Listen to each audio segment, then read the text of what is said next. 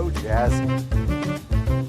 Oh, yeah. Didn't expect the built-in intro. It's impressive. Yeah, well, the one thing that always throws people, as well as myself sometimes, is that we've never updated the video interstitial thing to actually not say stream starting soon. So we've had some people come on, they're like, oh, fuck, is this live? Oh, my God. Yeah, I got a little thing in the corner that says live, and it's got the time, but this is not live, though. It's not live, thank God. I couldn't. We're live. We're here. We're live. We're feeling. You and I are live. You and I are live. But you know what? Welcome to the VGBees interview. That's right. Thank you. It's a brand new show in the VGBees podcast feed, focusing on conversations with fascinating figures around the games industry and beyond. I'm your host, John Warren, and you can go to VGBees.com/join if you want to support us by becoming a member of the Hive. Your support means we could do more stuff like this, like start a brand new show. And our guest today is the library director of the Video Game History Foundation, Phil Salvador. Hi, Phil. Hello, it's good to finally be on. We had talked about, Nikki and I talked about this like a year ago, and then we both just got busy, and then things happened, so. And Phil, I gotta be honest with you, this is probably the first conversation I've had with you that I can recall where I was sober, so. Oh my God, that's right, we have only met at Summer Game Fest functions that were already a few hours in, so that's true. Yeah, I don't know about you, but boy, I hit that week hard this time. I don't know what it was about that, but when in Rome, I don't know. But it was a fun time, and we talked about doing the show, and I'm so glad you've joined us. And I just want to say, like, listen, I think a lot of my listeners already know what the Video Game History Foundation is, but if they don't, I would love for you to kind of tell us about it. Tell us about your role with the foundation and all that stuff. Yeah, the Video Game History Foundation is a nonprofit that we jokingly say we're trying to make game history better.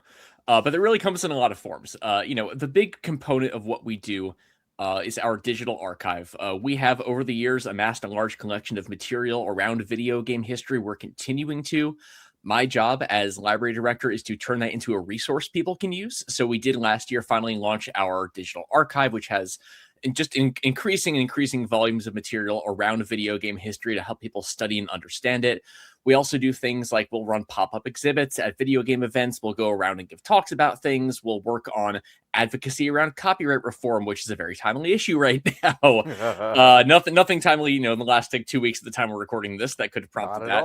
But doing a lot with that, where it's really we have looked at specifically our founder Frank Cifaldi when we started. Where are the gaps in video game history right now? There are some really good video game museums out there. There are private collectors who already have a giant wall of games that they make YouTube videos in front of or whatever. We saw it as really being like people are missing some of that connective tissue and context to help understand game history, and we are trying to be a better resource for that. Yeah, that's great. And what has maybe surprised you the most since officially joining? I know you volunteered with them over the years, but since officially joining as library director, what surprised you about the work itself? It's going to be kind of a cop-out answer, but the odds and ends have been surprising. There are some things that are much more concrete. Our collection of video game magazines, for instance, that is very easy. Well, actually, that gets complicated too, but that's at least like, okay, here's the publication, here's its name, we put it on the shelf. But then it comes to things like, we have this random press kit from somewhere. Where did it come from? I'm not sure. And trying to figure out like what to do organizationally with that in a way that's going to be helpful for people. Like that's the thing that's really been the kind of the guiding star. When we get a thing we don't know what to do with, it's like, okay, how can we make use of this? Someone sends a box of like lanyards from E3 and it's like, oh, what the hell do we do with this? Right? Like it's a lot of those kind of like, how do we make this something useful questions. I've also learned, I've already was plugged into the world of digital copyright, but I have learned so much more recently about that in the last couple of years. So that was an adventure, but mainly it's, a big part of my job was, do we even know everything that we have? I don't want to give it up to Donald Rumsfeld, but his quote, about the unknown unknowns, where you don't know it, is unbelievably real. Sure. Like that is extremely accurate for a lot of this kind of work. Yeah, we don't have to hand it to Donnie, but he was cooking with that one that Yeah, one no, line. He no, got no, yeah. one. He got one. He got one in there, he, and he that was about it. created a bunch of wars to stabilize the whole region of the world, but he had a good quote though. That was a good one. That was He had a lasting net negative impact on the entire global stage, but he did actually cook with that one quote. So it's hey, listen, a broken clock is right twice a day. I would like to get a little personal with you, yeah. and just I would love to know what resonates with you personally about this work. I know like you have a big knack for historian-minded projects, and I just kind of want to know where does that come from for you, and kind of in your background and upbringing. Like where is that like placing with you in terms of maybe how that developed? I have a really specific story about why I've ended up caring about game history stuff, and it was Okay. as a kid, I was not as big on, like, console games and that sort of thing. I think the thing was usually associated with, like, nostalgic memories. I was much Hmm. more of a computer game person because, 1, my brother was always playing the consoles, but also our local library had a really good, computer game collection that we Cool. just borrowed from all the time. What really happened was, like a decade or so later, graduating high school, going to college, and I kept having thoughts about like, what was the weird game I played that one time? That was, it's never going to come back out again. What the heck was that? Realizing it's impossible to play them on modern computers at the time. Realizing there was no place to really get them. My usual like piracy sites weren't turning up. And I started asking like, oh, that's really interesting. I wonder if anyone's thought about that problem. Hmm. But as I started a blog called The Obscuratory where I started getting games like that. And over time, I just found myself more and more invested in like, okay, but why for some of these Hmm. games? Some of these Hmm. like weirder off the road titles that were doing experimental things. Like, why did they make that choice? Who was behind this? Where did the money come from? And that's the route I ended up going with a lot of my writing was trying to figure that out. We jokingly said that the staff of the Video Game History Foundation are frustrated historians, and that is kind of it. Where it's like, I have wanted with the library, it's like I'm trying to build something that I would have killed for back then, and Right. even once in a while, like I will search for something in our library, be like, what the heck's going on? Something I had written about already, and it's like, can we find a resource about this? And almost always that is the case.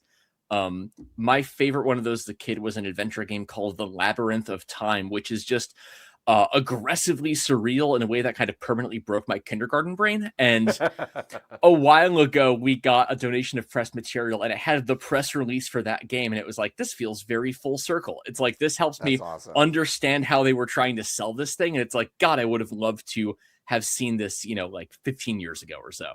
That's So cool. that's really that's the motivating factor, I think. That's great. That's amazing. I love that. What is maybe the last thing that you've pulled out? That's a great example. What's the last thing you maybe pulled out of the archive that either surprised or delighted or charmed you in a significant way? I think I can mention a collection we are working on right now that I think is really relevant. Okay. At the time we're recording this, we're getting ready to launch a big collection of material related to E3. We got a Oh, pretty big cool. we got a pretty big donation from one of the organizers of the E3 that has like all the brochures and stuff they were handing out. Whoa. That's gonna be But sick.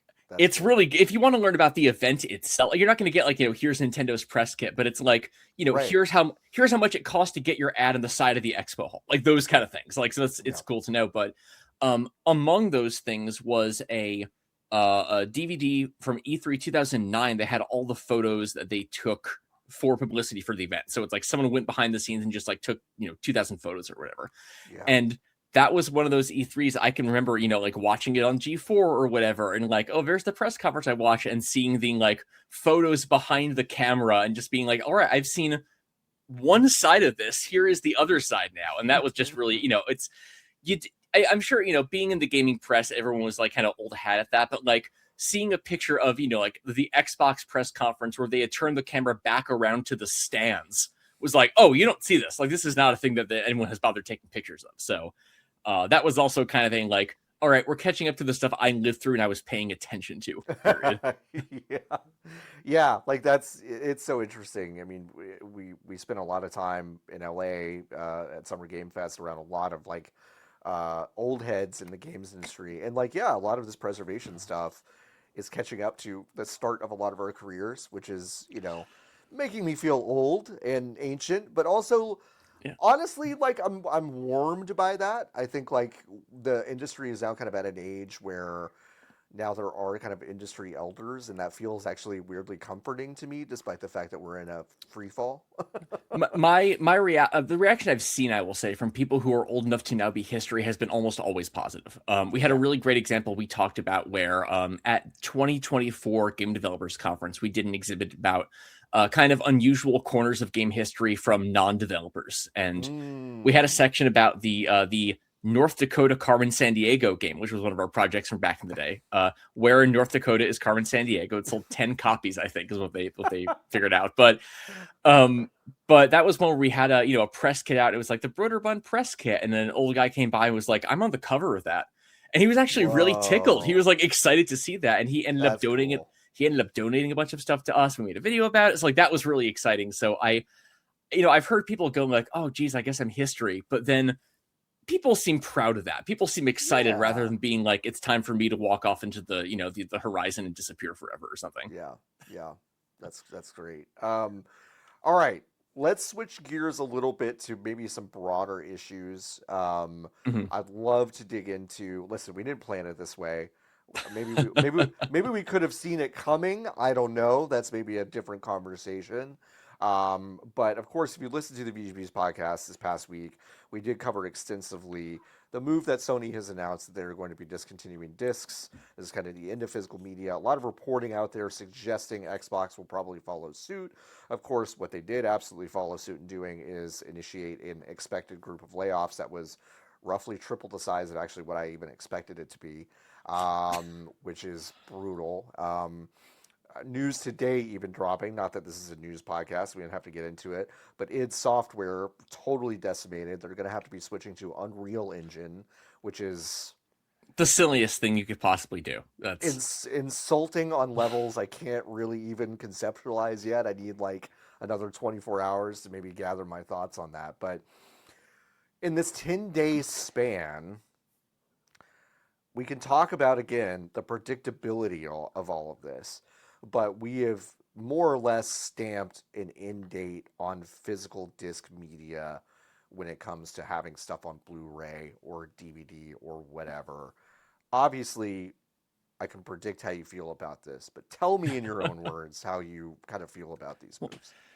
this is what we said in the statement we put out, but weirdly, it has not hit me as hard as it has for a lot of people. I Yeah, think yeah, I think from a preservation angle, it doesn't make as much of an impact as you'd expect because, like, obviously, like a physical thing, you can put it on a shelf. That is very sure, important. But I think, as we said, it's like at this point, most games are not physical releases. right, When they do get them, I was thinking about was it? I want to say it was Shadow of the Tomb Raider, where like the version of the game they put on the disc has a completely different ending than the game that it was like got a day one release. So it's like oftentimes it's not even representative of what eventually consumers end up playing and blah blah right, blah. So a lot of where my brain has been in a lot of this has been thinking about like, okay, how do we deal with the digital stuff that like if it's almost kind of like a practical like, okay, if physical media is coming to an end, if this is realistically what's going to happen, how do we deal with this digital stuff?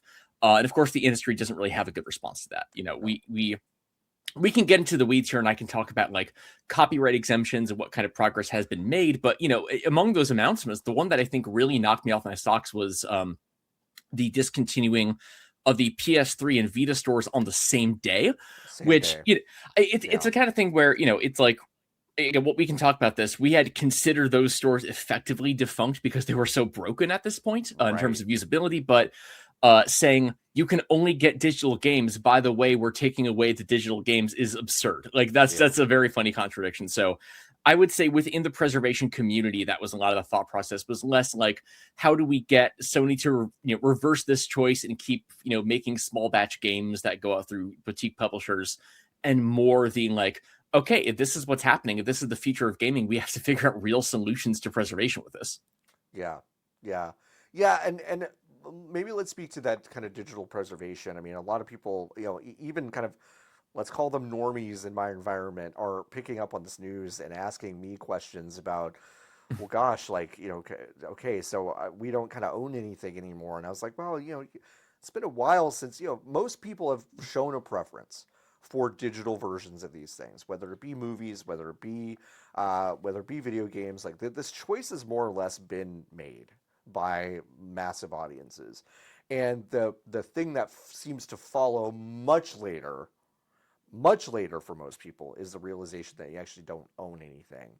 Do you think there is a viable solution? Let's not talk about how realistic it is for it to actually happen, but what would y'all be happy with in terms of digital rights and ownership of these digital goods, and then maybe try to tie it into preservation if that's possible?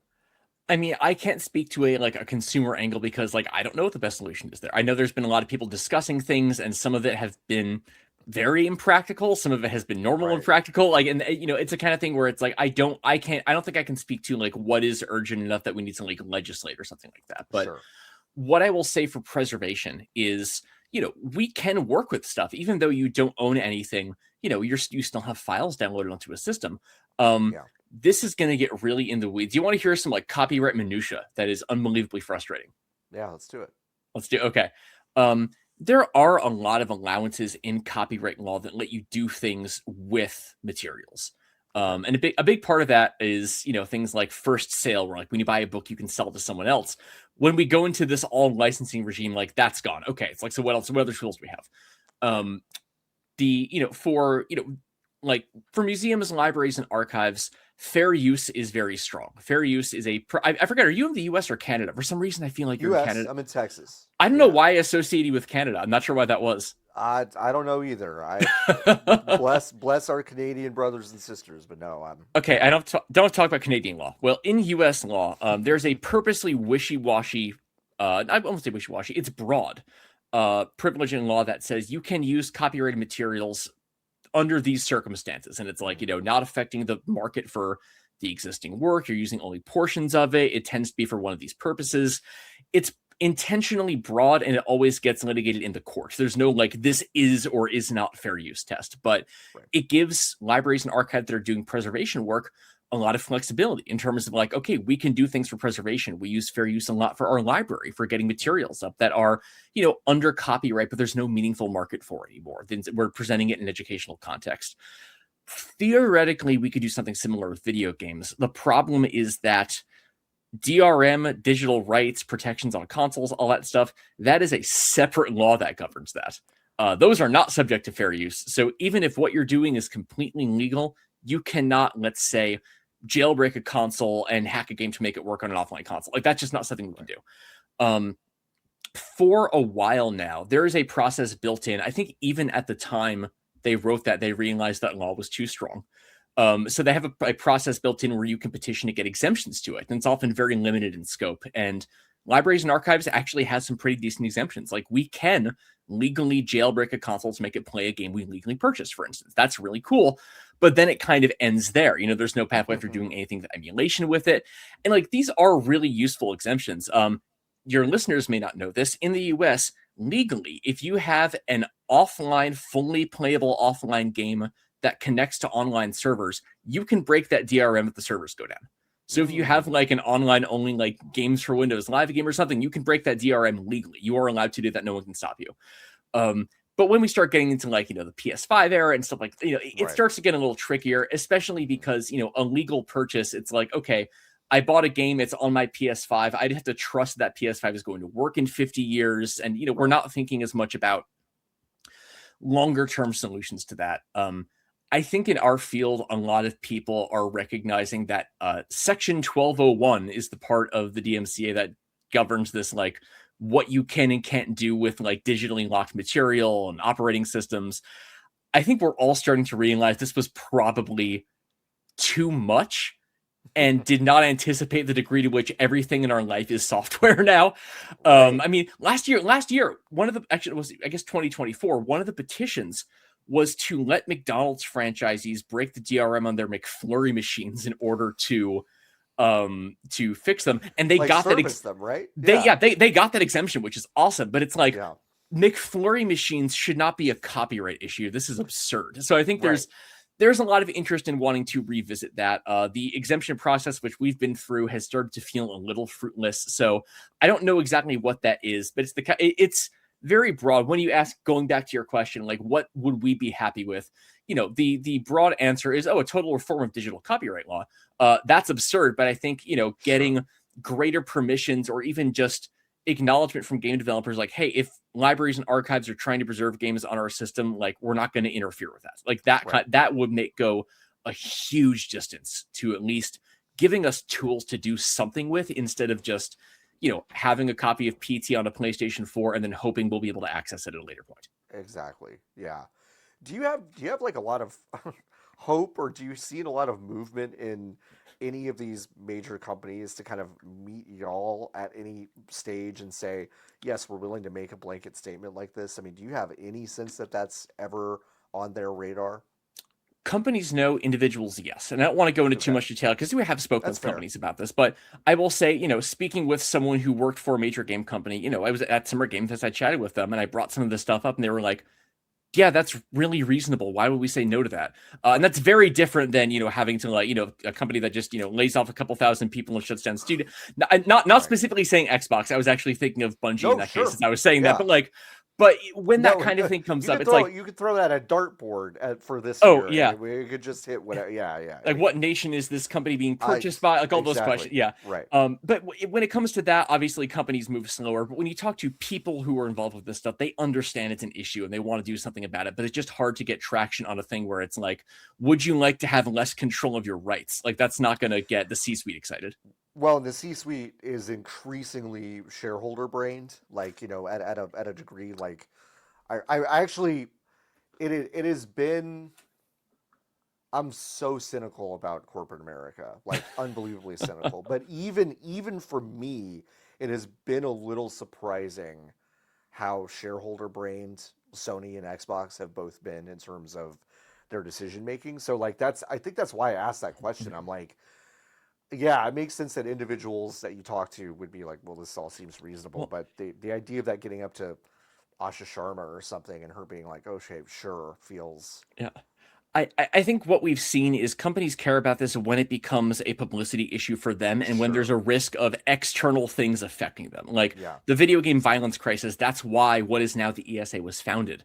right. Like child safety and loot boxes, that's been a huge focus. So it's the kind of thing where we have seen one now unsuccessful bill around this issue. And it's like Hmm. the game industry likes to self-regulate. I don't know if we're quite hitting the threshold where they're ready to start doing that and start asking those Yeah, questions, but we're getting there, I think, as more and more concerns come up like this. Like when you have like Kojima weighing in on your publishing policies, it's like this is totally. starting to getting to a point where it's like maybe you do need to like head this off or find a solution so this stops being an albatross. Yeah.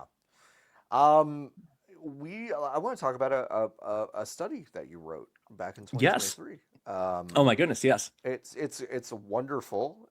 It is dense. It is dense in a good way. It is comprehensive. Is We will put a link to it in our show notes, and you were invited to read it.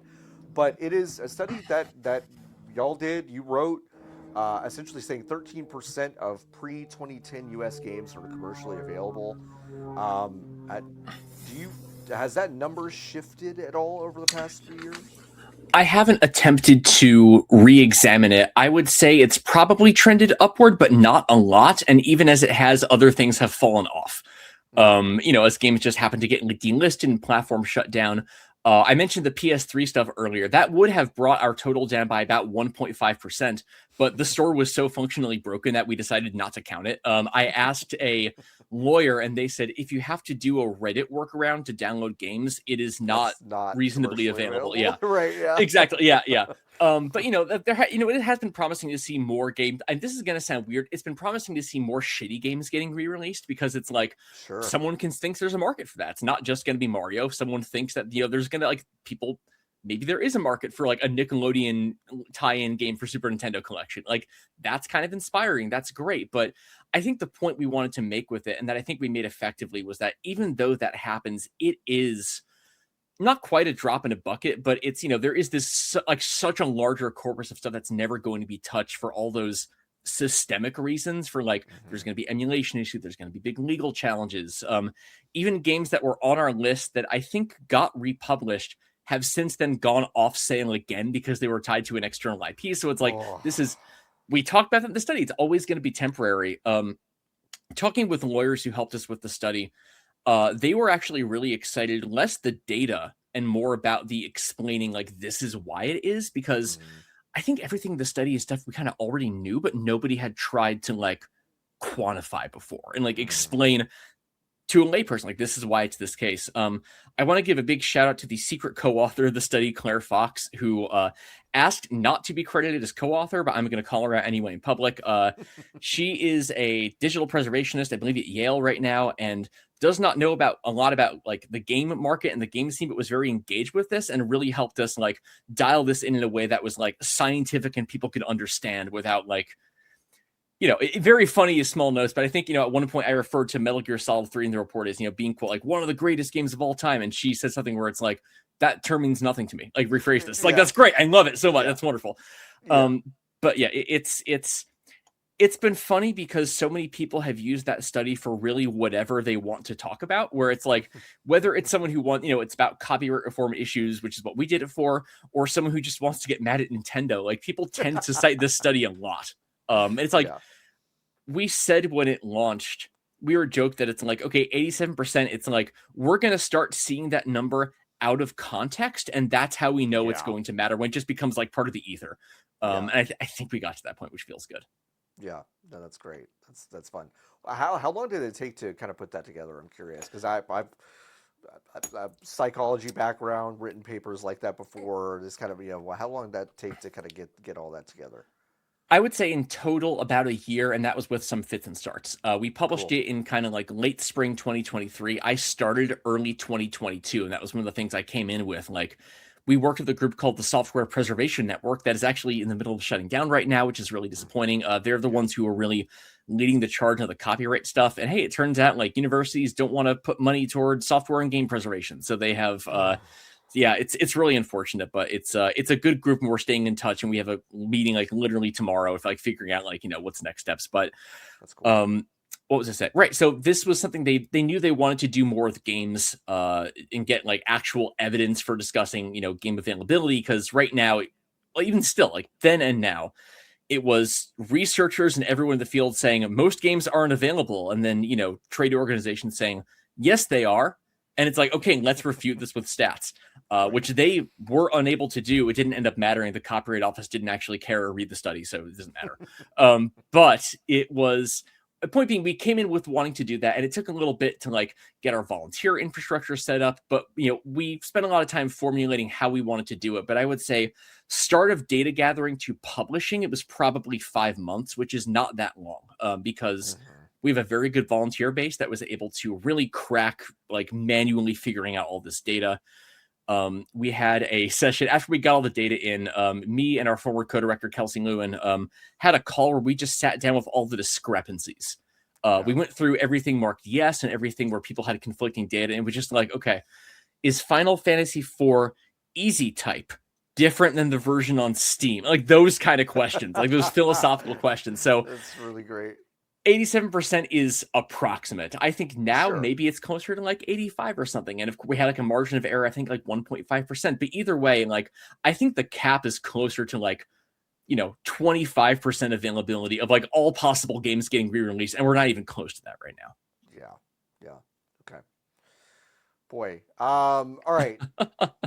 I think a question I have, which is a little definitional, and I don't know if like maybe I'm conflating this. I know I see people conflating them online, but can you make a distinction between a game that is preserved versus accessible?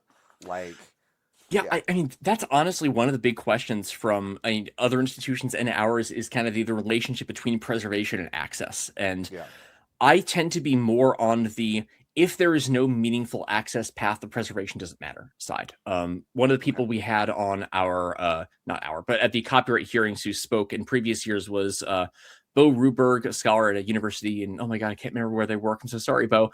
But they had a great quote where it's like, yeah, preservation without access is not preservation in their mind, where it's like, I think I want to be careful about this, because when sure, people think about preservation access, they think like, oh, I can get it for free and download it and play it on my like, Einthor or something. And it's like, that's right, not necessarily what it means.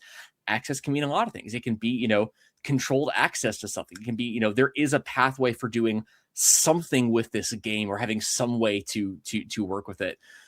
There are more, formal museums and archives and groups that, you know, can't take as much risk when it comes to like sharing materials. And so like I think about, and I love you, Andrew, at the Strong Museum of Play. We argue about this a lot, but like the Strong Museum of Play in Rochester, first of all, is amazing. I think we talked about this at Summer Game Fest, but We did, yeah. They have an incredible, extensive physical game collection, and their pathway right now is you have to, you know, you go on site and you sit down and play the games, which is kind of what they can do surefire legally in a way that's not going to get them in trouble, because they are a giant institution with a lot of money, and like that would put a target on their backs if they're just sharing access to that stuff without some kind of, you know, very intense, you know, permission structure. But it does also get frustrating because it's like, you know, it's you know, they might have like a unique development build of something, or they might have, you know, like an extremely long game that it's like, okay, the only way to play this is to plan a trip to Rochester, and that's tough for people. That's challenging, and you know, we brought that up, and I say that with a lot of respect and love for the work they do. Where it's like, I think we all think about access differently, and there are ways to make things a little more accessible without necessarily sharing the game files. Like I know the Strong's been trying to do more where they're like recording gameplay of stuff so people can access that and use it as reference. We do that for some games we don't really have a lot of physical games, but for ones that we do try to do some component of that as well, just to make sure, you know, people can look at it in some form. It's a tough balancing act, and that's, you know, obviously complicated by legal factors, but I think I am more on the side of trying to push the boundaries of what access means a little bit. A big part of the copyright reform stuff we were involved with was trying to get more permissions around remote access to games, where it's like, okay, if we have this game, we have a way to put it in an in-browser emulator in a way that's secure and you can't download it. Like, we should be able to work with our tools, and we can't because of those restrictions I mentioned earlier. So I think everyone's going to have a different answer to access. I will say, I get very frustrated when the people who just want to put everything on their hard drive yell at museums and say, why are you not putting the ROMs online, you hoarders? That is stupid. They are doing the best they can with the resources and the legal bounds they have. But I think it is worth pushing a little bit on that and seeing what else we can do with that. Yeah, that makes total sense. And I think some of this, especially, you know, on the ROM side, Frank Cifaldi was giving an interview, I believe, with PC Gamer or somewhere this week about piracy, and I think it was just a post on Blue Sky that was being quoted. Yeah, that's right. Yeah. I do want to talk about piracy and maybe the foundation's stance on that, maybe your personal stance on piracy. Piracy is certainly something that I've been, I think, very open about on the show and elsewhere, saying, you know, I'm not a pioneer in this. I'm not one of the first people to really be comfortable with this, but I do think I was earlier to the party than most about saying, I'm good with piracy, especially for things that have no real path of being available to me. And I'm just curious about, you know, y'all's stance and maybe your personal stance on this.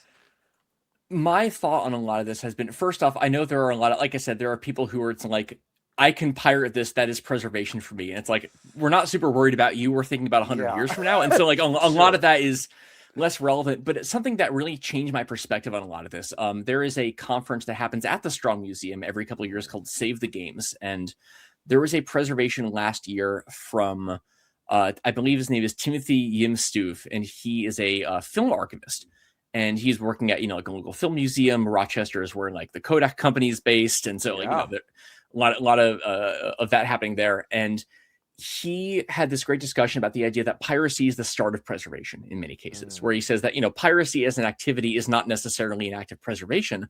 But he mentioned that a lot of foundational silent film archives came from like unauthorized duplicates or people keeping copies that were supposed to be destroyed, and that can be the start of something. So I look at, you know, somebody who has like the main good set or something, and it's like, yeah, that's the way most people are accessing things.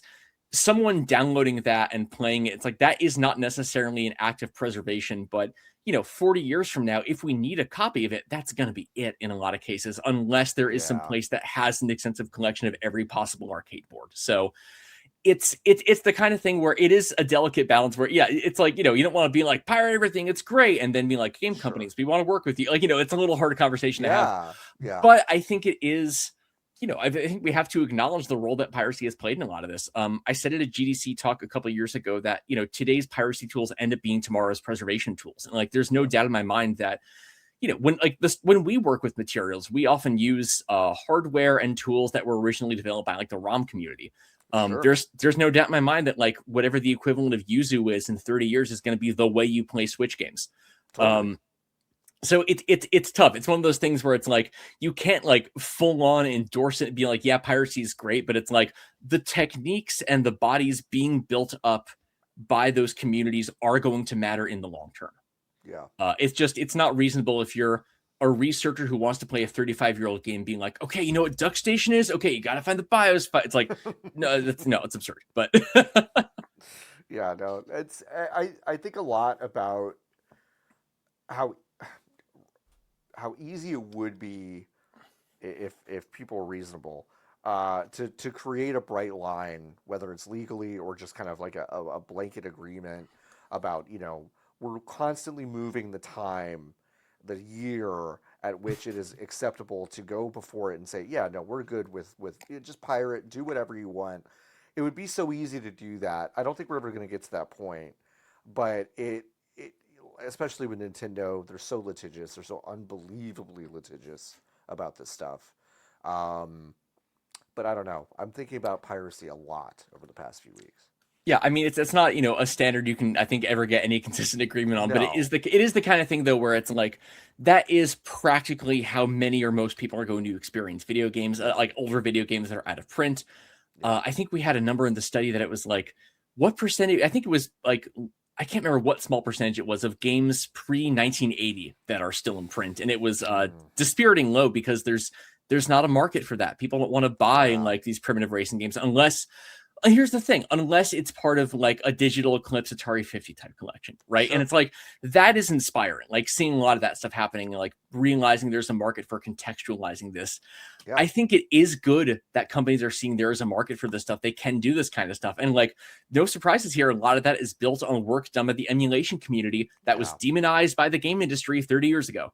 For sure. And hey, we have the receipts, we have the trade magazines showing every company trying to like ban emulators. Like, we know that happened. We know you're using those. Like, yeah, it's Yeah. Yeah. No, it's steeped in irony. Yeah, but Which is not surprising. Yeah. I think the nice thing is that there is no such thing as just like one right way to preserve something. It's not like, Mm-hmm. here's the standards body for preservation. We have this thing in a box that's labeled just so on a shelf and now it's preserved forever. It's like everyone has a different pathway. And I think it is fine to look at that as being different populations and different tools and different resources. Yeah. That said, I think the degree to which a lot of people are comfortable saying, oh, piracy is fine, is not thinking about the 100-year future.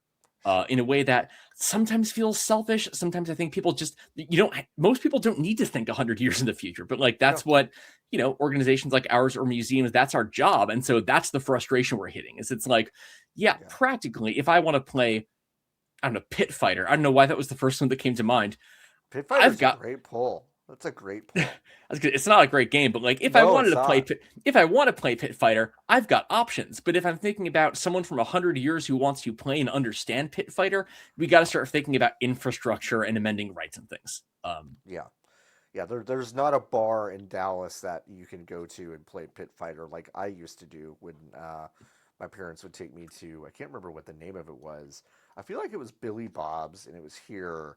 That sounds like a place you'd play Pit Fighter at, Billy Bob's. Yeah. There was absolutely a Pit Fighter machine there, and I would play it a lot. So, I do want to clarify because I felt bad saying that people who want to pirate things are selfish, and I didn't mean it that way. What I meant is more. It's like it's your self interest, right? It's like that's you're meeting your needs and not necessarily thinking about the bigger picture. Just to be clear about that. Because, no. I don't think it is controversial to say that 99.9% of people who are doing this piracy collection stuff are doing it because they want to have their own little collection, not because they're like, I'm starting a museum, and I was picturing the Reddit headline: VGHF library director says pirates are selfish. It's like no, that's not what I meant. No. It's a good clarification, but I totally knew what you meant.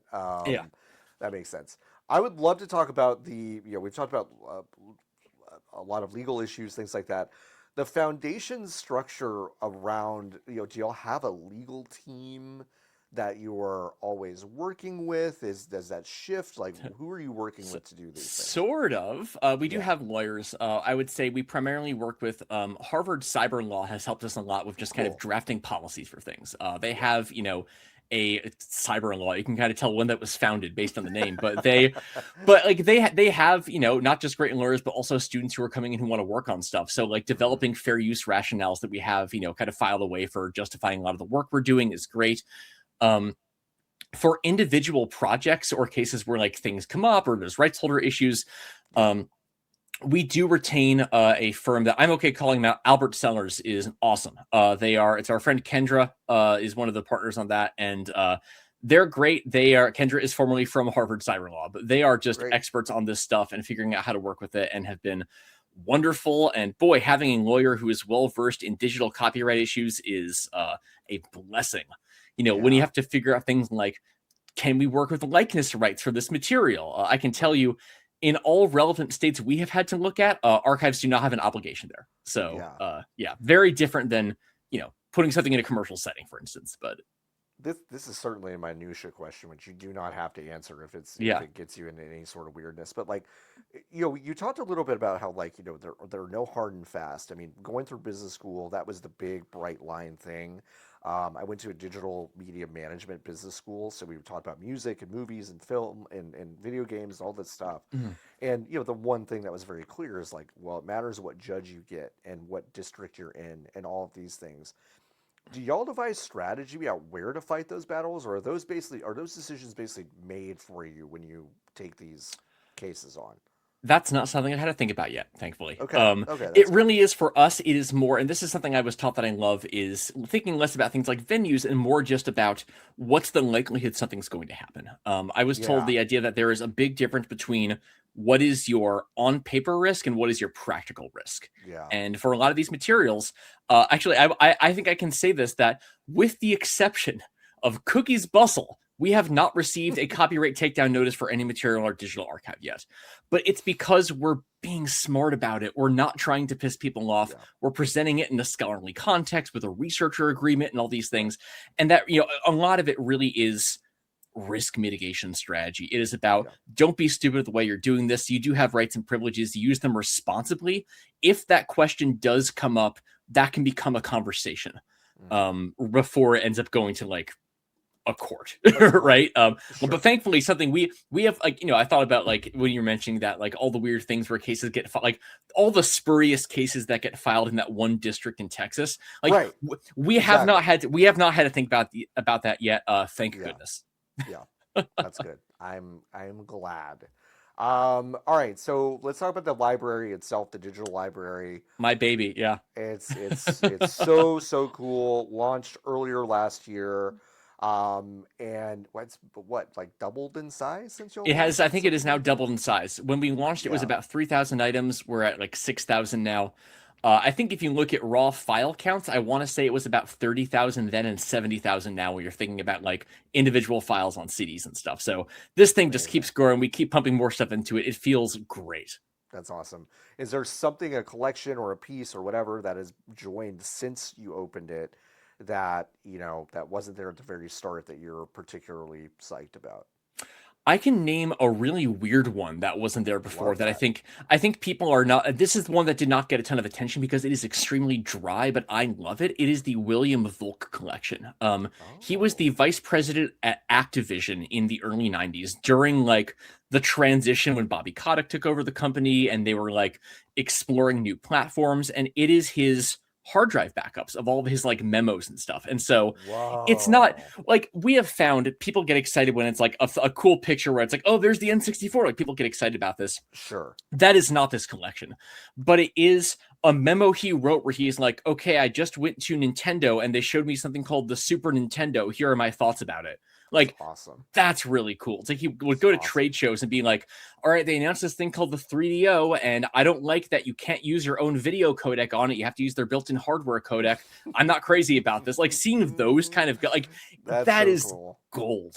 Seeing him Yeah. just like, I went to GDC. I had lunch with this person from Sega, and like, that's so cool to like Yeah. see someone who was in charge of that level of evaluation, there was a back and forth email thread that I think we have in there where it was like, and I guess they were using email in like 89 or so, but talking internally about how he was like, we need to start like pivoting to CD-ROM. This is going to be a big deal. Like, what games do we have we can do CD-ROM editions of? And then a programmer or producer complaining, being like, your resources are in the wrong place. Our big hit is going to be Ghostbusters. I think the Ghostbusters 2, and I think the line was something like, I need to know what you are doing to prioritize Ghostbusters 2, which is okay, in fairness, Ghostbusters 1 was a big hit for Activision. Like, it was a big hit for them, but it's just, it's really neat seeing those conversations in a way you rarely do. Like, having access to that kind of material, that's the stuff you never see. It's like, people get excited about the magazines. I don't think I'm ever not going to be able to get access to an issue of GamePro somehow, even though that is like even though that is a huge part of our corpus and a cornerstone of what we're doing. Like, that kind of behind the scenes stuff is what gets me really jazzed. My favorite one, I think I mentioned this in the video we did.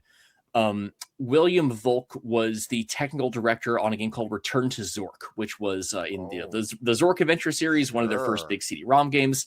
A lot about the development of like the tech behind it and the the FMV system, but he also was paying attention to what competitors were doing. He had a file where he went on CompuServe message boards and saved every comment he could find about the seventh guest, just to like get public opinion and understand what people were saying, which is cool on its own. Yeah. But it gets even better. Going through it, one of the comments, it was from someone who was like, I played the seventh guest. Here's my review. It's like, it was really fun, but some of the puzzles were boring, but the graphics and sound were really cool. What do you think? Let me know. Written by Jeff Keighley, who I believe was 14 at the time. Oh my God. We reached out to him. He confirmed that was his CompuServe user number. So 100% we have preserved, I think, Jeff Keighley's first video game review. That's kind of amazing. That's really incredible. You never know where those things are going to intersect by someone just saving a random thing, and then 40 years later it shows up and it's suddenly relevant again. I think it's so. Yeah, I mean, I mean, listen, you and I are in total agreement. That kind of dry archive of that is so fascinating to me, because you are seeing someone's moment-to-moment, day-to-day dedication to this thing that we've all in this industry have like dedicated so much time and energy toward.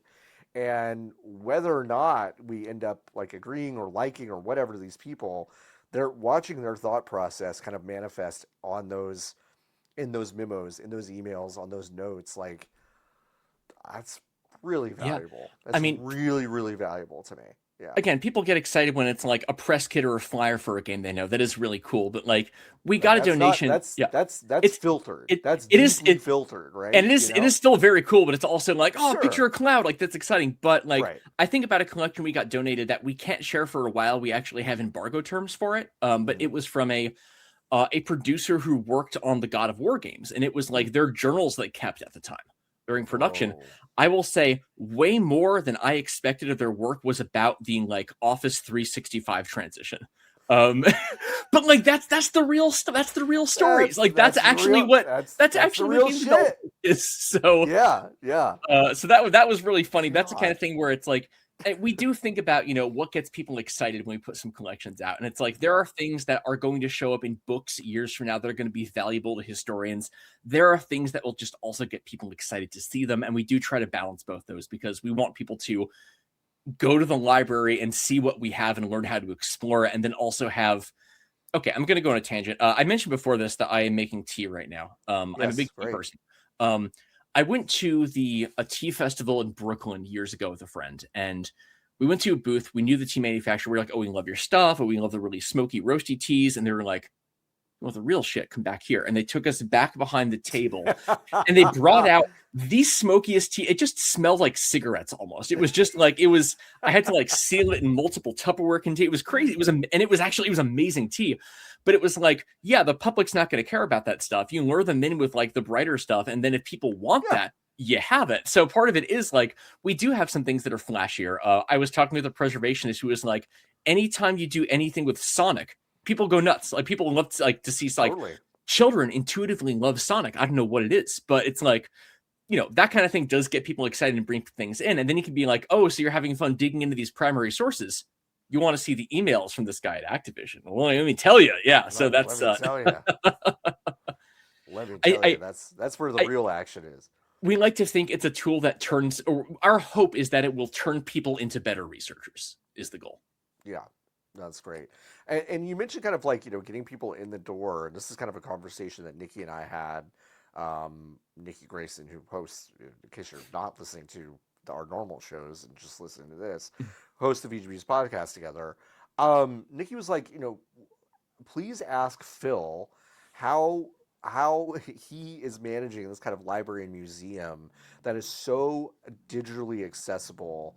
Are y'all having conversations about like audience size and like getting people kind of in the door almost like you would like a website or something like that? Are y'all talking about stuff like that? Yes and no. I mean, Okay. we recently conducted a study with, University of Washington conducted it for us, but, Yeah. getting a better sense of who our audience is. And yeah, a significant portion is people who just want to look at stuff because it's cool and they're interested in history rather than someone like Sure. writing a book. Right. I think the way we see it is the library is kind of our product. I have joked that I am the chief product officer. And Hey, honestly, about right. a lot of people who support VGHF, and I love them, support kind of broadly the idea of preservation, and I think are not necessarily like our user base in a lot of cases. People who are just like, yeah, preservation, fight the good fight, here's $5 a month, and I love them. But it is the kind of thing where something like the library, I think part of it is it's like the idea of it existing is what people are supporting, which makes me really happy. It's like I would love if our users also support us, and they do, but it is the case where I think we have a board member who will get at me about like improving SEO. And it's like, I don't see that as our job. It's like, it's the resources here, we can promote it. And, we see promoting we do think about promoting the library, but it's often in the context of like, let's make content about this. We have been doing more videos. We have a contractor, John Raridan, who works for Nintendo World Report, has been doing some really great videos for us where it's like, here's some cool stuff and let's kind of direct you back to the library with it. So like, he did a video recently about like, was Earthbound actually a flop in the US? And looking at like the reviews and the advertising and seeing what people didn't like about it and being able to say like, here's how you do primary source research. I don't know. That is when I think about promoting the library, I think about it less in terms of like metrics and do we have 1 billion users a day? Like I think about it less in those terms. It's a timely joke. If you're listening to this later, it's a joke that was very funny in July 2026. But I do think about it in terms of how do we get people inspired to look at the library, to go beyond like, oh, it's cool this exists, and we're like, oh, I can do this in a way I wasn't expecting. And we've seen comments to that effect where it's like, oh, that's how you do research at the library. I think about, because we mentioned Digital Eclipse, they had Mortal Kombat Legacy Collection come out last year. And, they have historians on staff. They have Chris Kohler, the editorial director, Dan Amrich, who is a former games journalist, does a lot of work for them. He works there, I should say. He's not like, he doesn't do work. He works for Digital Eclipse. But I was watching a streamer play it, and there was a video feature they did in that called like, who put the K in Mortal Kombat? And they interview like one person's like, oh yeah, I did that. I went to a whiteboard and I wrote the K down and everyone cheered, and they cut to someone else who's like, that's not true. And they're like, here's my story. And they keep cutting back and forth. And the streamer was like, bro, those two stories were different. So what's the truth? And it's like, you could see him starting to think like a historian. And it's like, that made me like, if we can do that with our resources, that to me is more important than any individual metric. Like, it's just like, can we move people along the gradient of history enthusiast to someone who didn't think of themselves as a researcher who maybe is? I love that. I love that, especially because I think I do have this like I think broad worry about just like, which I think is a normal worry, but I also think it's like a little bit unfounded. But I do have just a broader worry about people becoming less engaged with their own, I don't know, their own interests. They just kind of like let those things passively wash over them instead of really engaging with them on a deeper level. And I do love this project as something that can invite people more into that kind of mindset. I think that's really great. And I will say there are things where like we have, not to say cut our losses, but like, we have thought about like this isn't having the impact we have. Maybe we don't do this as much. We used to Right. do more in terms of like live events, for instance. We would have like Sure. live stream events where we bring in like people from game history and talk about it. Some of them did well, and some of them didn't. It was like, Right. given our limited staffing, we want to reallocate our resources on this. Hmm. And like Yeah. this is kind of the cornerstone of what we do, where it's like we see it as a cycle where it's like we get things in, we turn it into a resource, we talk about it, that gets people excited, and that fuels the engine to then keep doing that. Hmm. And so far it's working, so we're feeling good about that. That's awesome. That's awesome. I think a question I have, especially about the digital library, is what is the step between, okay, we acquired this collection and now it is online? Like what happens in between those things? More time and labor than you would expect. I Because Yeah. part of it, I mean, because I will say there's the traditional processing that happens in any kind of archive where like you get the stuff in, you figure out what even is it, how do we organize this, how do we start putting it in folders and putting it in boxes and those kind of questions. And then, of course, creating the catalog records. It's time consuming and making sure you have relevant, like everyone's name is on there. You have the important, like information describing the nature of it and making sure that's readable for people. But I think compared to other institutions, since we think of ourselves as digital first, that is another significant step.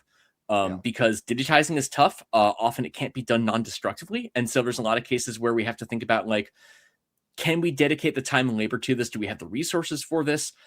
We might have a one-of-a-kind thing, and it's like, do we disassemble this in the interest of scanning it? And right now that tends to lean towards no, but I'll give you a very not a silly example, but one of the more boondoggle examples that I think was worth it was we had the complete run of a magazine called Games Business.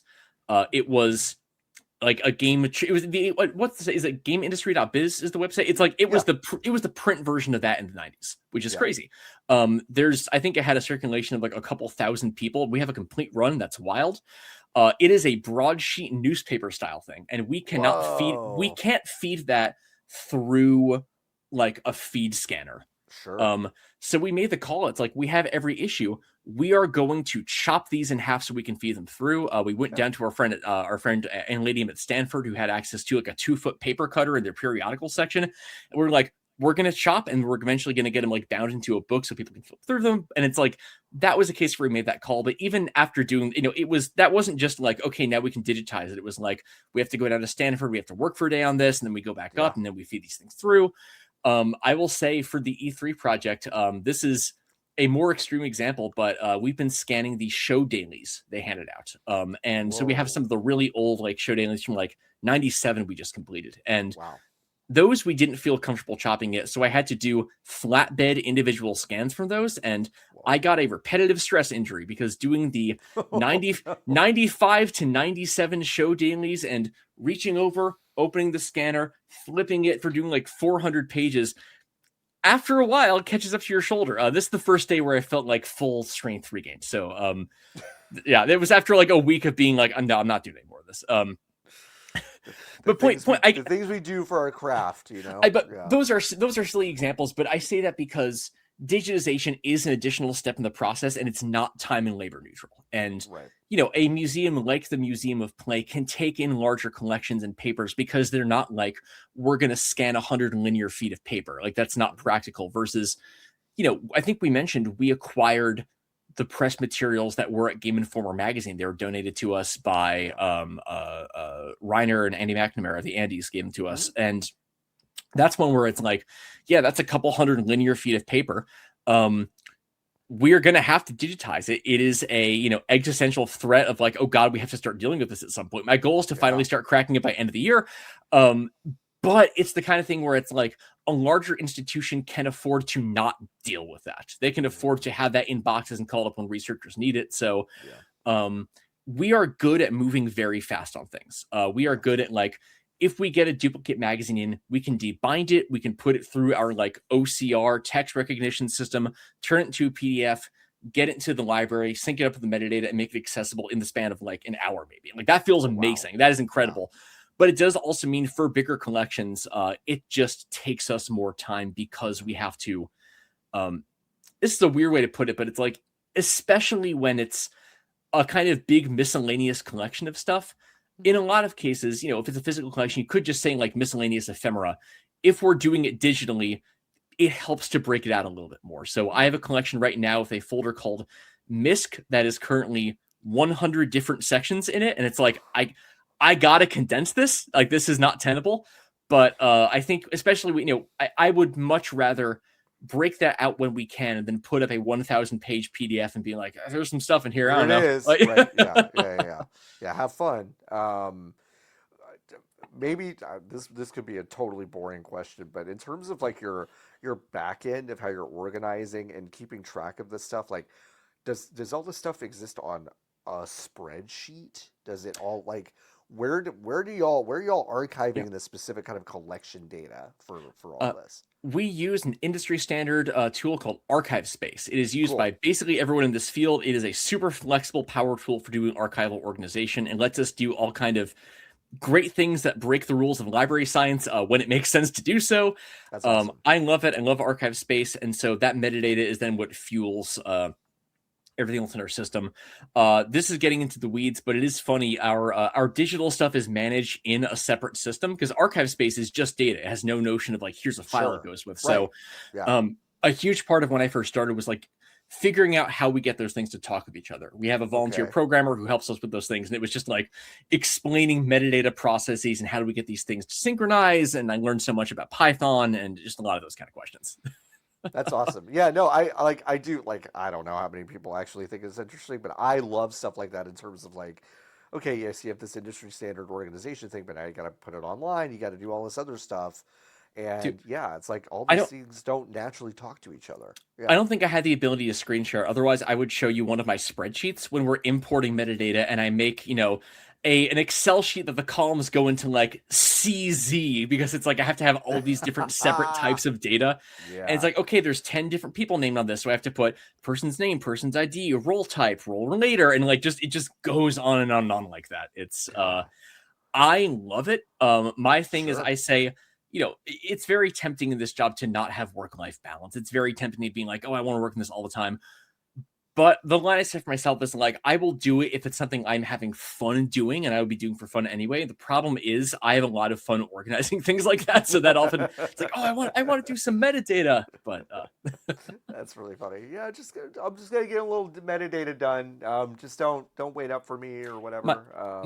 my frustrating thing is I figured out that my like idle I need something to do is I like to project manage, which is very Mhm. unfortunate. So I find myself just like wanting to do that in other spheres of my life, being like, all right, That's really what's the funny. timeline on this? It's like, no, it's not.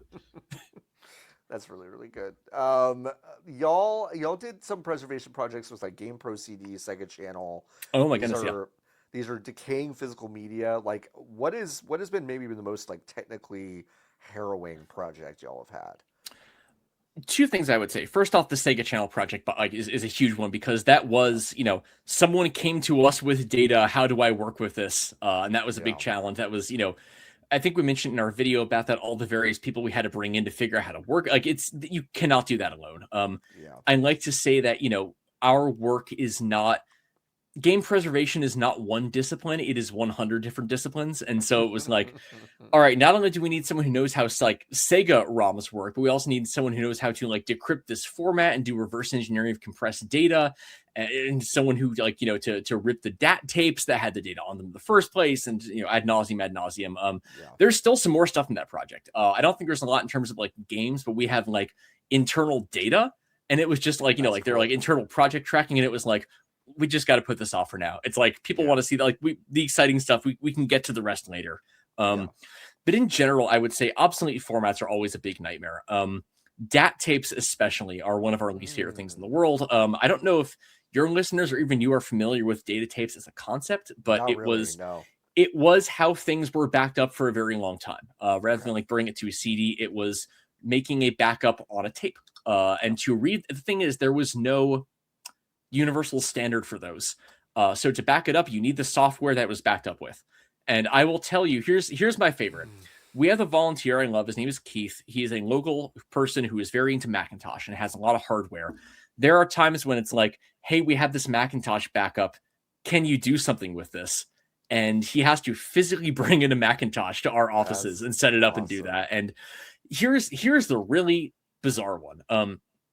we got this I think is the most ambitious like layers of digital archaeology thing we had to do so far.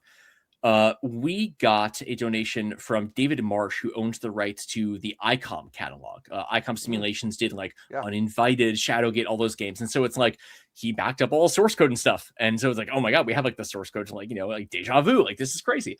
Um, and we got it. We sent a sample to our tape person, who I will also add recently passed away. So now we're trying to Oh find a my new tape. gosh. Oh The no. people who know how to do this aren't going to be Oh around forever. Yeah, no. yeah. So we got to we got to Oh, revisit that. But no. so his last thing for us was he got us this tape backup, and we got it, and it was just files called 1 through 15. We had no idea what they were. Um, it was Okay. not in any documented form we could know of. Chuck, our tape guy, rest in paradise, Chuck, did not know what to do with them. He's like, I've never seen this format before. So we brought Whoa. Keith in and we started digging through the files, and we figured out we started figuring out, okay, the data seems to be in this portion. The file structure folder seems to be in this portion of the data. And two things we figured out. One, about half that tape was an old backup that had been overwritten but not deleted. So it was like, okay, this portion of the data Whoa. is not relevant. Yeah. But then also, Keith started poking at it, was like, okay, I think I found a way. If I point a Macintosh at this, I can figure out where the files are. We, let's be clear, was able to decipher enough to figure out what program it was done with. It was a program that was not dumped or emulated, but there was a later version. The company that made it got like bought by somebody else or did a later version of the program. Yeah. We were able to compare notes and figure out some of how it's organized.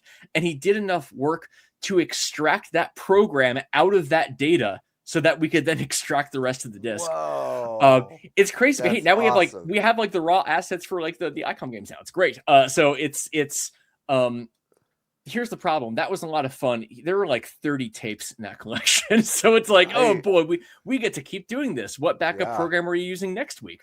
Um, No idea. because It'll like it'll change. Yeah. enterprise backup software from the 80s is not well documented, it I turns bet. out. So yeah, it's a lot of that kind of stuff is deeply harrowing, but boy, like I think the most fun we have in the office is when we get a proof of life or something. When it's like the first viable, like, okay, we have something. Mm. Frank right now is working with a very exciting prototype game that I'm staying mum about for now, but it's one where it's like it's required a lot of like disassembly of stuff and looking at graphics data. But he's like, oh my god, I reassembled the thing, and he puts the GIF in the group chat. Everyone just loses their. It's great. It's That's amazing.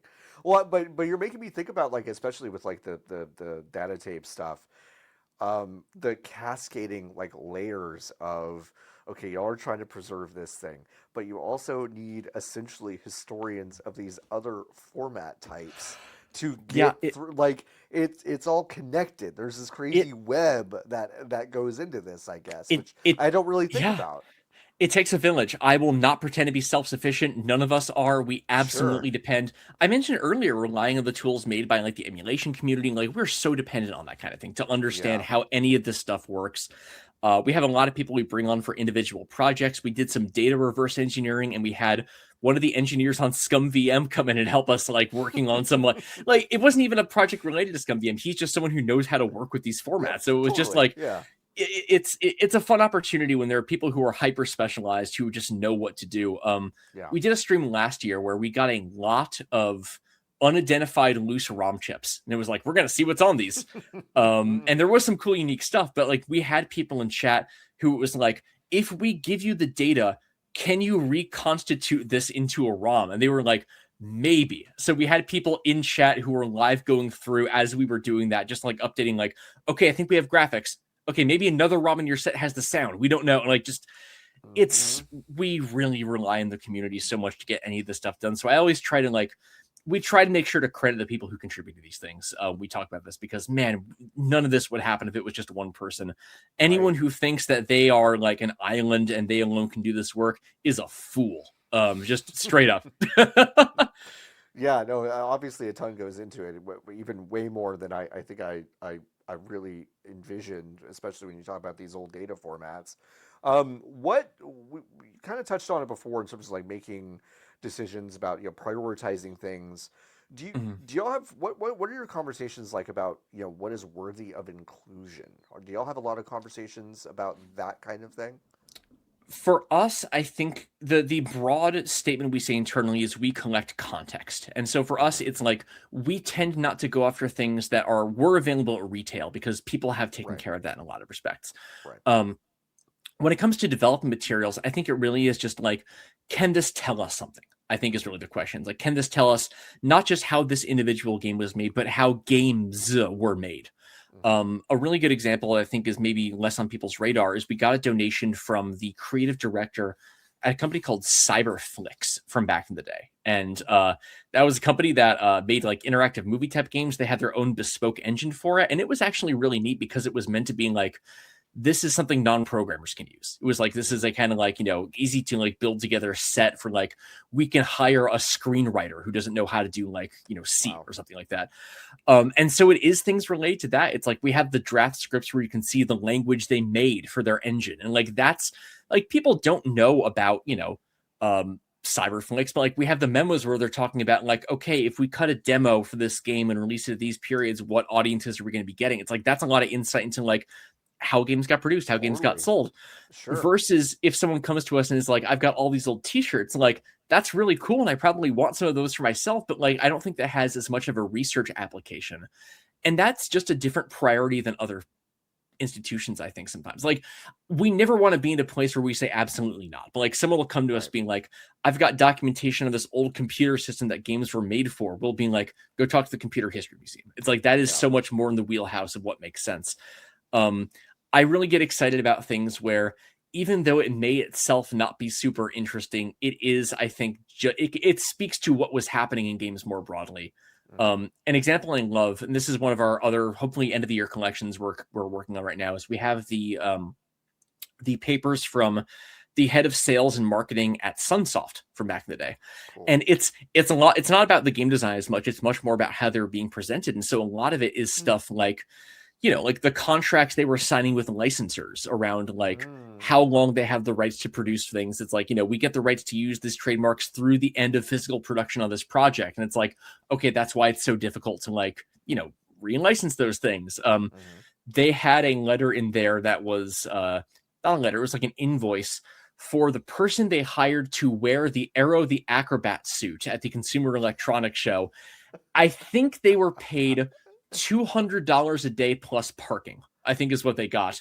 But it's like, I have never seen the finances on hiring a mascot character for a trade show. So like, even if you're not interested in Arrow, you can picture that the person. I'm not sure if you've seen that picture of the really depressing Yoshi costume they had one year at CES.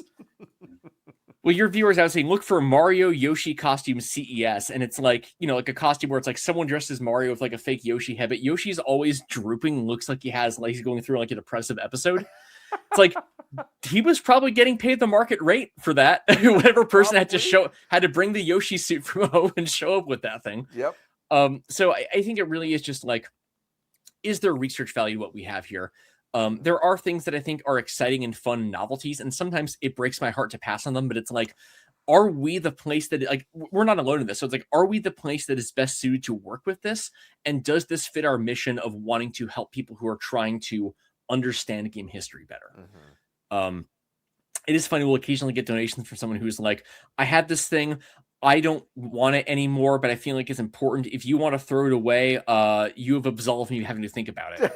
Great. It's like, cool. That's fine. Cool. That's great. Yeah. That's really funny. Yeah. I think in terms of like magazine preservation, Mm-hmm. what is kind of maybe on your horizon of like, what's your kind of end game for magazines? There are still things that I feel like are fairly well preserved in the magazine space. Like, do you have a goal specifically for game magazines with your digital collection? So we're feeling really good right now because we have a pretty big chunk of US covered. Yeah. Obviously, not everything we have is in the digital archive, but I think at this point we're like 98% on game and computer magazines. Okay. The things I think we get excited about, or not excited, but thinking about on the horizon about, are either things that are slightly out of scope or Mm. things that go beyond the US. When I say Okay. slightly out of scope, I mean like there were not video game magazines for a while, and the Mhm. extent of that ever getting covered was in like VCR magazines, for instance. So we have a Right. whole section of our shelves where it's like every issue of like video review. It's like, do we even keep these? Like, we don't, like, we just haven't evaluated a lot of that. Yeah. There is a magazine, I forget what, I think it was called the Coin Box, but it was like, magazine for the coin op industries. And so one issue will be Space Invaders, and the next one will be about cigarette vending machines. And like, I think it is important to see what different context games were being talked about it in. But that is a like, how do we start presenting this thoughtfully so that when you search for something in our digital archive, you're not going to get all the cigarette magazines. Yeah.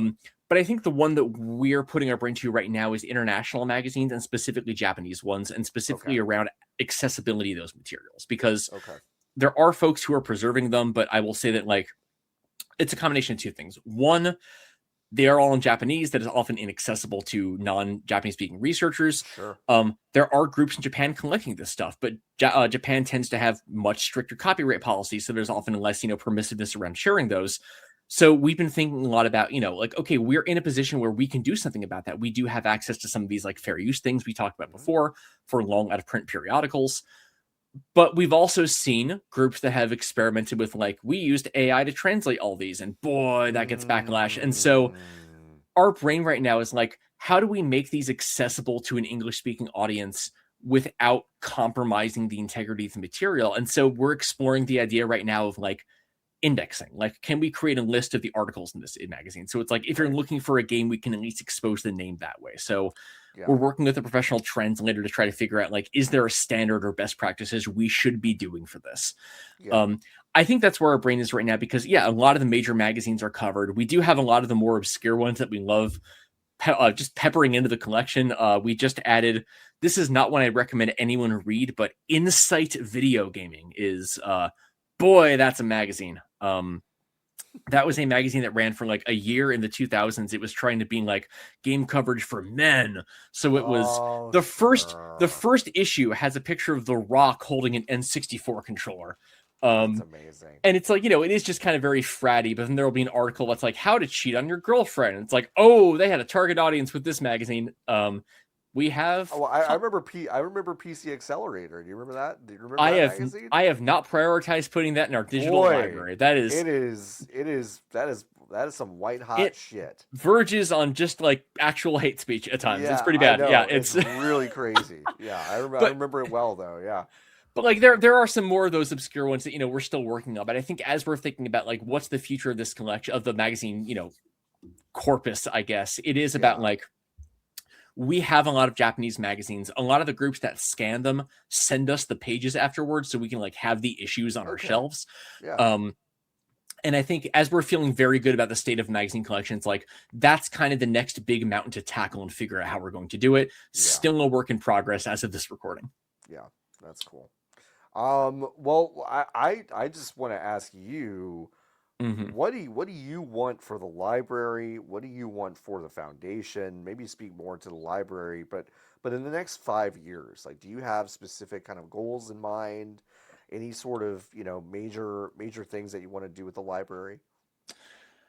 I mean, there are two things I will say. One is, in terms of the feature set of the library, we're in a good place because we can expand on what we call the renderers in our library, where it's like we can present PDFs very well.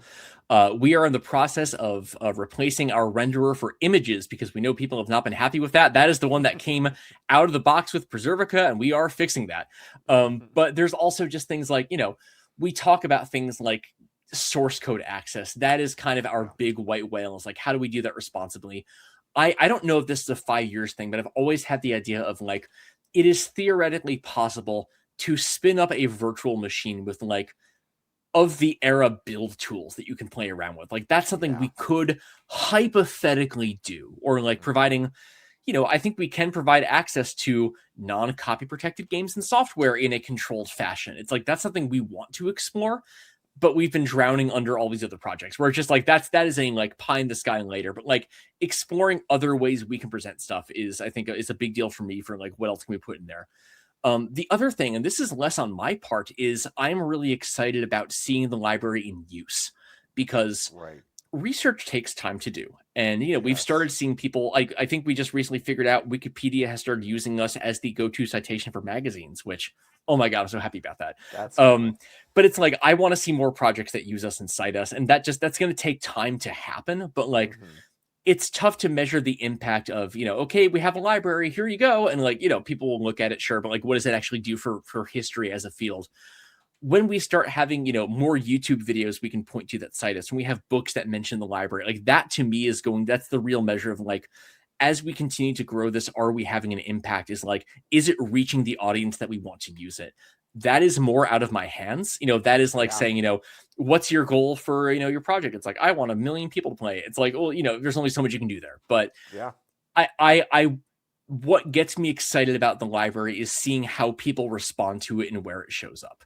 And that's, I think it's just going to be a longer timeline on seeing what that looks like. But hey, we recently hired our first development manager who was in charge of fundraising. We've been having a lot of conversations about like impact and our narrative, and boy, I'm excited to see how those things turn out. So that's exciting. That's exciting.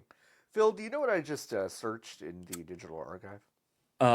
Is it, I'm trying to remember what the horrible thing we searched for was. Anal leakage was one of the first things.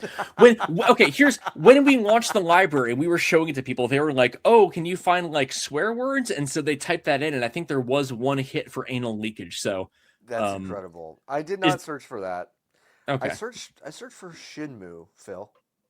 Oh, Shenmue. Okay. I love Shenmue so much. I'm one of Shenmue's biggest fans. What came up when you searched for Shenmue?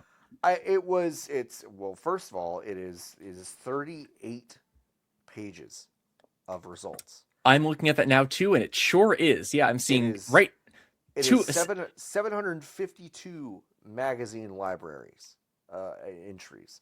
There are, I will tell you this, 74 options from the Larry Flint publication. So Larry Flint Publications published Tips and Tricks magazine. Yes, that is not well known, but that is very funny. There. It's very funny for that to show up. Larry Flint, huge Shenmue fan. Actually, it's not really widely reported, but yeah. They wanted to put that in the movie about his life, but they felt like there was just not enough time to show him buying the Dreamcast and all that stuff. And just And I will say that we recently redid our portal to add more context around results, because it is very easy to get false hits when it's like a magazine that has a price list in it. Like I'm seeing a lot of the ones for Tips and Tricks. It's an ad saying strategy guides for Pokemon Stadium, WWF, Shenmue, and so on and so on. And it's like we people have said like, oh, how do you filter those out? It's like, we can't like go through an index. Right. I think we figured out in the library right now there are 500,000 pages of magazines. It's like that is awesome. Far beyond our scope. So let's make it so you can filter out the noise. Is kind of the goal. That makes sense. That's awesome. Well, Phil, I would love for you to tell us how folks can materially actually help the Video Game History Foundation. Donations, volunteering, contributions, like how can people actually engage with y'all in those ways? Well, I'll say first off, I wish we had more opportunities for volunteers, but given our small staff, it's just tough for us to wrangle that. But there's ways people can help. Obviously, donations, like especially recurring donations, help. Patreon.com/gamehistoryorg. We do have a Discord full of game historians, and we get, early access to our podcast episodes. You get to ask questions for podcast episodes. We just recorded one with the founder of the ESA, and people got to ask questions about the founding of E3. So, hey, if you want to do that, that's an option. We do have some other ways people can help. If you have old game magazines, we will take them. We're always looking for, quality upgrades on our shelves, extra copies to do scanning with. If we don't need them, we send them out through a mystery box program, or we'll do like, hey, you can subscribe and get a mystery magazine. So if you have like a stack of old Game Pros, that actually does turn into real money for us, which is really nice. Honestly, same thing with like, we've had people donate their game collections, and honestly, we sell them like in a lot of cases where it's like, if we don't need it, it's like, if this is something that's taken care of, that helps from a fundraiser perspective, the same way that like, cars for kids or whatever, like there's a little bit of that angle too. But I think honestly, and I alluded to this when I mentioned the stuff about impact, a big way people can help is just by talking about what we're doing and sharing it with people. I think about, there's so many videos about, retro gaming, like retrospectives on games. And I'll be honest, a lot of them aren't great. A lot of them are summarizing Wikipedia. If we start seeing people like becoming researchers and drawing on the kind of primary source material we have, that makes a huge difference for us in being able to talk about the work we're doing. Because, we do talk with like potential bigger donors, and being able to say like, you know, this is getting further from your question of how can people help you, but like No, sure. when we did our survey, we found a lot of people now associate us very strongly with video game magazines to the exclusion of other resources that exist for that. And it was like, yeah, our conclusion is you own magazine research for video games now. And that's crazy to me. That happened in a year. And it's like, if we can tangibly show what that looks like and being like, we have changed how people talk about game history in the public, that's a huge deal. So like, if you are someone who is into that kind of thing, if you're making there was just a video that came out that has like 100K views that's like a retrospective on Army Men, and we shared a bunch of materials with them, and like that's huge to us. That is really exciting. So if you can't donate but you are engaged with this stuff, if you're like a retro streamer, like find a way to incorporate this kind of stuff. That makes us really happy, and it makes us easier to tell this kind of narrative about how we are, like I said at the very start of this episode, making history better, and that ties everything together into one loop. That's perfect. Phil, you've been a delightful first guest on the Amazing. You have to start ranking everything. Everything's either above or below Phil episode from here. I'm the baseline. It's a high bar, my friend. So I'm the Dino Wars destruction of Spongulus of this of this interview series. Yes, no, it's so great. And of course, you can go to gamehistory.org, also archive.gamehistory.org. That is where the digital library is. It is easy, folks, to get a little lost in it. It is fun to just keep diving and diving and diving. I've done it many, many times, and I recommend it to you if you have not yet checked it out. So I get lost in it too. I find things I didn't realize we had often. So that's awesome. That's the best, and that's coming from the director of the library. So I can't read all 500,000 pages. We'll have a file, and it's like, all right, come on, Phil, you're managing the whole thing. You got to read every single word too. Here's the secret: librarians don't know everything, but they know where it is. They do know where it is. I can help you find stuff, but I don't know. Like I'll end with this really fun example. We recently put up a bunch of recordings from GDC 1989. We came across a set of tapes from that, and that was really cool. And we put them up, and we weren't able to like do a full transcription on them. We were able to figure out who the speakers were. That was a small conference. It was like people who were involved in the industry in '89. Yeah. Someone was listening to those recordings. And at one point there was a talk and they call on someone. It's like, hey, Warren, what's up, Warren? And he's like, yeah, I'm new to the game industry. It's like, oh, this is Warren Spector. Warren Spector. He at that point had been in the game industry for 3 weeks. And so it was like, oh, this is the first recording of Warren Spector, computer game designer. Like, there's always going to be things that we have not noticed or found in these collections. So like, share those too. Oh my God. Every time I see something like that, it makes my week. That's the best. All right, Phil, thanks so much. And then listen, everyone at home, if you like this interview, if you like the VGBees podcast, you can go to VGBees.com/join. Join the Hive, and we're going to do more interviews like this. This is the first of many. I love to do these kind of formats, deep dive into different people and different things around the industry and beyond. And this has been a lot of fun. Once again, Phil, thank you so much for joining us. Absolutely. We're gonna listen to this jazz one more time. Oh, here we go. Happening in post. Oh, it's getting louder. All right, folks. We'll see y'all next time we do this.